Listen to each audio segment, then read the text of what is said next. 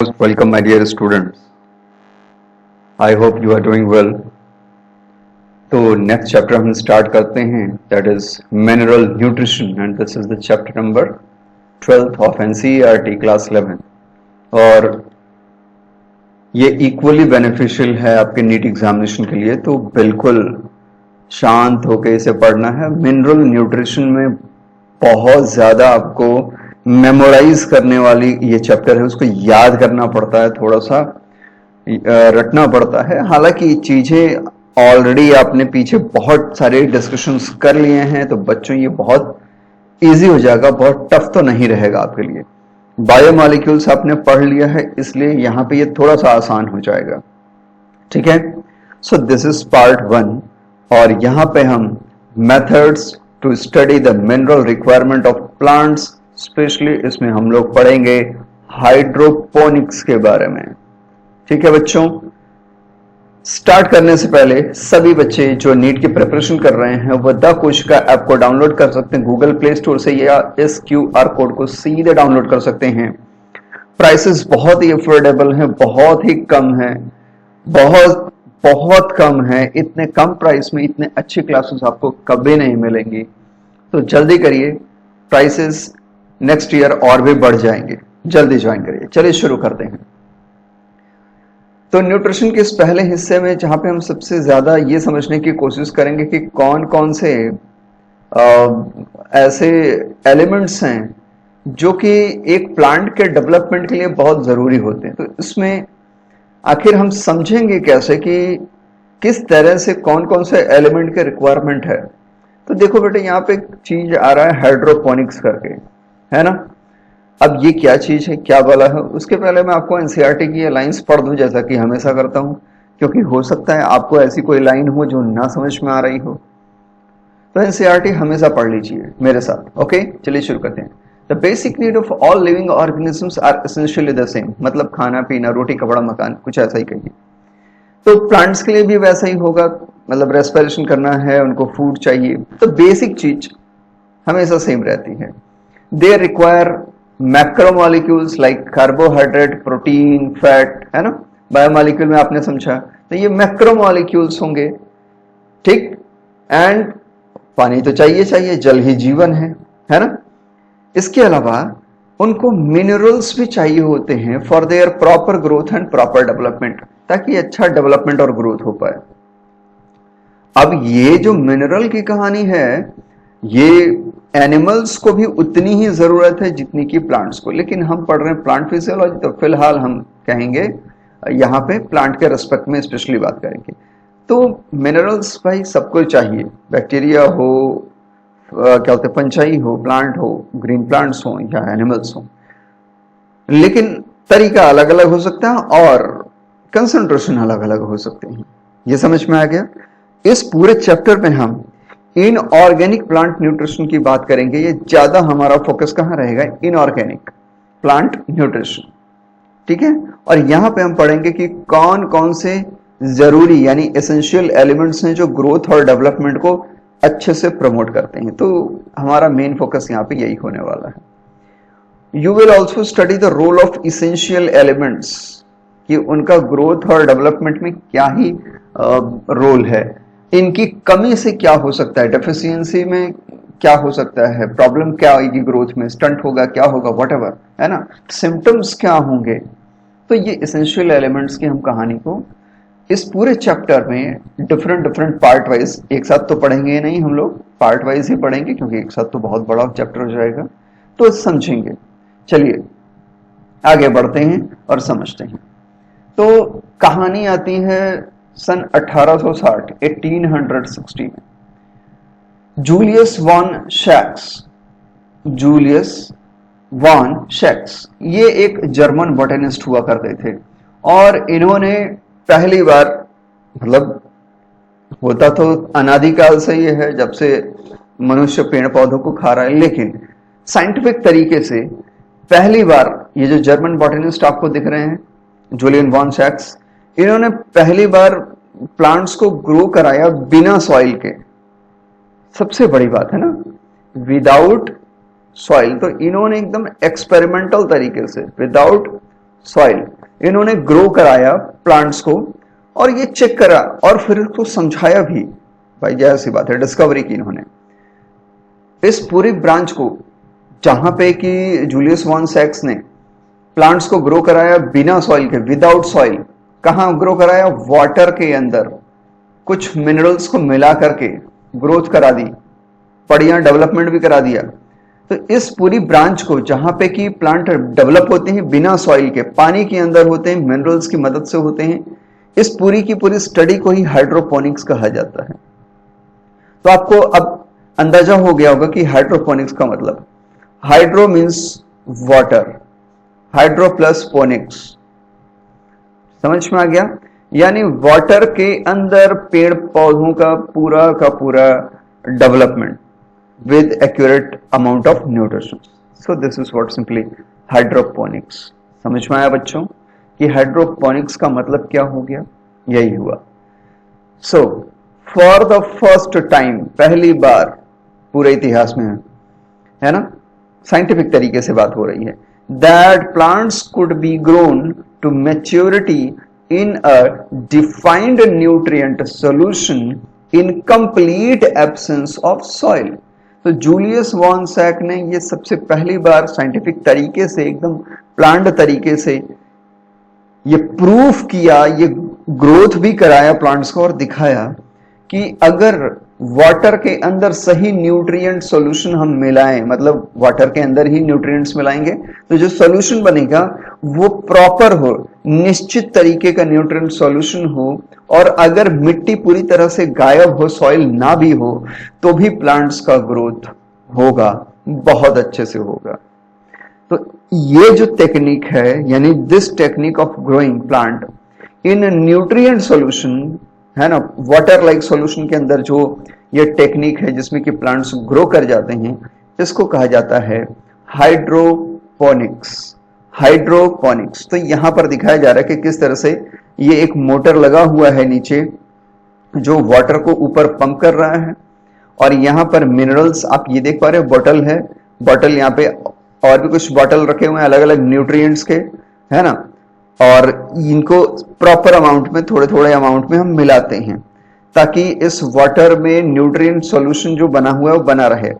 Water ऊपर जाता है, वाटर जो न्यूट्रिएंट सॉल्यूशन है यहाँ पे मिलता है, और प्लांट्स की रूट्स यहाँ पे उसको एब्जॉर्ब कर लेती हैं, अवशोषित कर लेती हैं। अब क्योंकि वाटर तो एब्जॉर्ब हो ही रहा है, उसके साथ साथ मिनरल न्यूट्रिएंट्स भी ये एब्जॉर्ब कर ले रहे हैं और अपनी ग्रोथ और डेवलपमेंट प्रॉपर कर रहे हैं। जब इस वाटर में से, जो कि ऊपर वाली सीढ़ी है, इसमें से न्यूट्रिएंट्स वगैरह एब्जॉर्ब हो जाएंगे तो इसमें न्यूट्रिएंट की कमी हो जाएगी पानी में, फिर ये पानी नीचे की ओर वापस इस टैब में ओपन कर दिया जाएगा, इसको लाया जाएगा। यहां पर जब वो वाटर पहुंचेगा तो फिर उसमें हम न्यूट्रिएंट्स को निश्चित मात्रा में मिलाएंगे प्रॉपर अमाउंट में, और फिर इसको हम पंप कर देंगे ऊपर की ओर। तो इस तरह से सेटअप बनाया जाता है और आजकल ये बहुत ही ज्यादा यूज होता है। लोग अपने छत पे ऐसी खेती करते हैं, अलग अलग तरीके से खेतियां हो रही हैं। सो हाइड्रोपोनिक्स का ये कमाल है कि अब लीफी वेजिटेबल्स, इस तरह की जो भी छोटे मोटे वेजिटेबल्स, ये आसानी से और हाई अमाउंट में ग्रो कराए जा रहे हैं, बहुत ही अच्छी क्वालिटी के ग्रो कराए जा रहे हैं। मेरे ख्याल से हाइड्रोपोनिक्स की स्टोरी आपको ये समझ में आ गई होगी, है ना। एक बार मैंने कोशिश किया था, जब मैंने आज से कुछ साल पहले, 10-12 साल पहले इसको पढ़ा था, तो अपने घर पे मैंने छोटा सा एक्सपेरिमेंट सेटअप लगाया था। थोड़ा बहुत सक्सेस हुआ था पर ज्यादा नहीं हो पाया। वैसे भी आप लोग चना और क्या बोलते हैं, जो जौ वगैरह है या सोयाबीन है, उसको स्प्राउटिंग तो कराते ही हैं, पानी में डालते हैं और आप देखते हैं कि स्प्राउटिंग हो जाती है, जर्मिनेशन हो जाता है ना, जर्मिनेट कर जाते हैं। लेकिन अब उसके आगे का डेवलपमेंट हम नहीं करा पाते हैं। तो वही है कि अगर हमारे पास इस तरह का अच्छा सेटअप हो, न्यूट्रिएंट्स हो, तो हम ग्रो करा सकते हैं। तो एक छोटा सा एक्सपेरिमेंट किया जाएगा आप लोगों के साथ, जब भी आप लोग थोड़े से फ्री होंगे। Okay, now since then a number of improvised methods have been employed to try and determine mineral nutrients elements of the plants। यानी उसके बाद लगातार इनके जो जूलियस वॉन्सैक हैं, इनके एक्सपेरिमेंट के बाद लगातार इस क्या कहते हैं एग्रीकल्चर इंडस्ट्री और एग्रीकल्चर रिसर्च में ये कंटिन्यूअसली बहुत सारे रिसर्च स्कॉलर्स ने, बहुत सारे साइंटिस्ट ने लगातार काम किया कि किस तरह से यह डेवलपमेंट सही तरीके से हो पाएगा, किस तरह से इसको और आगे बढ़ाया जाए, कौन कौन से एलिमेंट्स हों जो वास्तव में प्लांट्स को ग्रोथ कराते हैं, क्या अलग अलग प्लांट में अलग अलग न्यूट्रिएंट्स की जरूरत है या एक ही टाइप का न्यूट्रिएंट सॉल्यूशन बना दे तो सभी प्लांट्स ग्रो हो जाएंगे। तो इस तरह की बहुत सारी चीजें यहाँ पे आइडेंटिफाई करने की कोशिश की गई। और समझ लीजिए कि प्लांट फिजियोलॉजी जो बच्चों आप पढ़ रहे हो, ये आपके लिए एक वरदान है। मतलब आप लोगों में से बहुत सारे लोग ऐसे भी होंगे जो फ्यूचर में साइंटिस्ट बनने के कैटेगरी में होंगे, हो सकता है एग्रीकल्चर साइंटिस्ट बन जाए, है ना। बाकी अगर आप क्या होते हैं मेडिकल्स में जाना चाहते हैं तो वो तो है ही आपके लिए रास्ता खुला हुआ।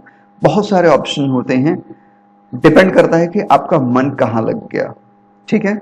एंड मैं ये चाहता हूं कि आप प्यार करिए अपनी पढ़ाई से, रेस्पेक्ट करिए बड़ों का, छोटों को प्यार करिए, पढ़ाई को इज्जत दीजिए, देखिए फिर आपको इज्जत मिलती है ना। चले आगे बढ़ते हैं। The essence of all these methods involves the culture of plants in a soil-free defined mineral solution। यानी इस मेथड के डेवलपमेंट में आपने देखा कि मिनरल सॉल्यूशन की जरूरत है, सॉइल नहीं चाहिए, और ये धीरे धीरे फेमस होता चला गया। तो ये लाइंस तो बहुत इजी हो गई हैं, आपको समझ में आ रहा होगा। These methods require purified water, mineral, nutrient, salts, है ना, कि इसमें प्यूरिफाई वाटर होना चाहिए, उसमें फिर हम डिफरेंट डिफरेंट मिनरल सॉल्ट्स वगैरह मिलाएंगे, इसका मिक्सचर बनाएंगे और ये पंप करके फिर इसको न्यूट्रिशन देने के लिए प्लांट्स तक पहुंचाएंगे। तो ये तो स्टोरी हो गई, ये सिंपल स्टोरी थी, है ना। अब ये देखिए, इस तरह से छत के ऊपर भी लोग पूरी की पूरी खेती का सेटअप बना लेते हैं और आसानी से डिफरेंट टाइप के plants, different different vegetable plants को ग्रो कराते हैं। आप देख पा रहे हो बेटा यहाँ पे, है ना, ये जो पाइप लाइक स्ट्रक्चर्स हैं इसी में वाटर है। वो जो मिनरल सॉल्यूशन की बात हो रही है ना, वाटर प्लस मिनरल्स, जो रिक्वायर्ड मिनरल्स होंगे, है ना, यानी न्यूट्रिएंट सॉल्यूशन आप जिसकी बात कर रहे हो बेटा, न्यूट्रिएंट सॉल्यूशन प्रोवाइड किया जा रहा है। और आप यहाँ पे टैब्स देख पा रहे हो, हर एक के लिए अलग अलग टैब यहाँ पे बनाया गया। तो कुछ कुछ दूरी पे टैब बनाए गए हैं जिनसे वाटर की सप्लाई को कंट्रोल किया जाता है ना, और फिर यूज्ड वाटर को नीचे वापस लाया जाता है। तो इस तरह से पूरा सेटअप बना के खेती की जाती है और नो डाउट धीरे धीरे ये बहुत ही फेमस होने वाला है। आज की डेट में बहुत जगह ऐसी खेती चल रही है जो ये काफी फेमस हो भी रहा है ना, बहुत जगह बेटा। ऐसा नहीं है कि इंडिया में नहीं हो रहा है, भारत में नहीं हो रहा है तो और कहीं नहीं हो रहा है, बहुत जगह हो रहा है, ठीक है। और मैं तो ये जानता हूं कि जैसे जैसे पॉपुलेशन बढ़ेगी, जैसे जैसे जनसंख्या और बढ़ेगी, वैसे ही बहुत भयंकर जनसंख्या हो चुकी है, कुछ दिन में तो हम चाइना को क्रॉस कर जाएंगे। तो इस तरह के टेक्निक्स की बहुत जरूरत पड़ने वाली, क्योंकि एग्रीकल्चर लैंड फिनिश हो रहे हैं और उसको फिनिश करने वाले कोई और नहीं, हम खुद हैं। जहां पर खेती योग्य जमीन है वहां पे हम मकान बना ले रहे हैं, या तो सरकारें आंख मूंद कर वहां सड़क बना देती हैं, या कुछ न कुछ इस तरह के प्रोजेक्ट करती है जो कि एग्रीकल्चर लैंड को बर्बाद करती है। पता नहीं क्या मजा आता है, लेकिन ऐसा ही हो रहा है। चलिए अब यहाँ पे आपको हाइड्रोपोनिक्स का एक डिटेल डिस्कशन करते हैं हम लोग, और इस डिस्कशन में आपको एक आइडिया डेवलप हो जाएगा कि आखिर हाइड्रोपोनिक्स में क्या प्रॉज है, क्या कौन है, मतलब क्या अच्छाई है, क्या बुराई है, कैसे इसे किया जा सकता है। After a series of experiments in which the root of plant were immersed in nutrient solution and wherein an element was added or removed or given in varied concentration, a mineral solution suitable for the plant growth was obtained। यानी जो solution की बात हो रही है कि जो nutrient solution बनाया जाएगा वो कैसे हम समझेंगे, कैसे भाई, यही तो समझना है, यही तो टेक्निक है ना कि हम कैसे पता लगाएंगे। तो एक प्लांट लिया जाए, उसको एक मीडियम में रखा जाए, प्योर वाटर, पहले मतलब ये purified water, not pure water, purified water यहाँ पे रखिए, साफ सुथरा जल रखिए, और उसमें डिफरेंट डिफरेंट मिनरल्स को मिलाइए। फिर इसमें प्लांट को आप एक ऐसे स्टैंड रखिए, प्लांट को यहाँ पर रख दीजिए, जैसे कि यहाँ पे आपको दिख रहा होगा ऊपर वाले में, और प्लांट को यहाँ पर रख दिया आपने। अब ये छोटा सा प्लांट होगा या प्लांटलेट के फॉर्म में होगा। धीरे धीरे हमने मिनरल्स को ऐड करना शुरू किया। ऐसे ही कई बार एक्सपेरिमेंट किया, कभी हाई कंसंट्रेशन दिया, कभी लो कंसंट्रेशन दिया, कभी अलग अलग कंसंट्रेशन दिया, है ना। और इस तरह से जब हमने डिफरेंट डिफरेंट कंसंट्रेशन प्रोवाइड किए तो नोट किया, डेटा इकट्ठा किया और पता किया कि किस कंसंट्रेशन में प्लांट की ग्रोथ बहुत अच्छी हो रही है। फिर अलग अलग प्लांट्स के लिए ये बिल्कुल अलग अलग होगा, एकदम निश्चित है। तो इस तरह से हमने हर एक के लिए न्यूट्रिएंट सॉल्यूशन में जो इंग्रेडिएंट होने चाहिए, जो उसके कंस्टिट्यूएंट पार्ट्स होने चाहिए, उसका पता लगाया। By this method essential elements were identified and their deficiency symptoms discovered। उनके डेफिशिएंसी सिम्टम्स का भी डिस्कवरी हो पाता है। इस तरह से पता चल जाता है कि अगर क्या बोलते हैं नाइट्रोजन की कमी होगी तो क्या होगा, फास्फोरस की कमी होगी तो क्या होगा, सल्फर की कमी होगी तो क्या होगा। तो अलग अलग एलिमेंट्स की कमी होने से क्या होगा ये भी हमें पता चल पाता है। समझ में आ रहा, ब्रॉडर एकदम आइडिया है ये। Hydroponics has been successfully employed as a technique, मतलब आज ये बहुत ही सक्सेसफुल हो चुका है और बहुत ही अच्छे से यूज भी हो रहा है for commercial production of vegetables. याद रखेंगे कौन कौन से, specially tomato, seedless cucumber, seedless cucumber के लिए भी बहुत यूज होता है ये, और लेट्यूस के लिए तो पूछिए मत, वरदान ही है। तो tomato, seedless cucumber and lettuce, इसके लिए हाइड्रोपोनिक्स बहुत ही अच्छे से यूज होता है। क्लियर हो गया। It must be emphasized that the nutrient solution must be adequately aerated to obtain the optimum growth। मतलब कि ये समझिए कि जो ये कहानी चल रही है कि बिना वाटर, बिना सॉइल के वाटर का सिर्फ यूज करके उसमें न्यूट्रिएंट मीडियम मिला दें और सॉल्यूशन बना दें, उससे ही प्लांट की ग्रोथ करा दें, ठीक है, बहुत अच्छी बात है, करिए।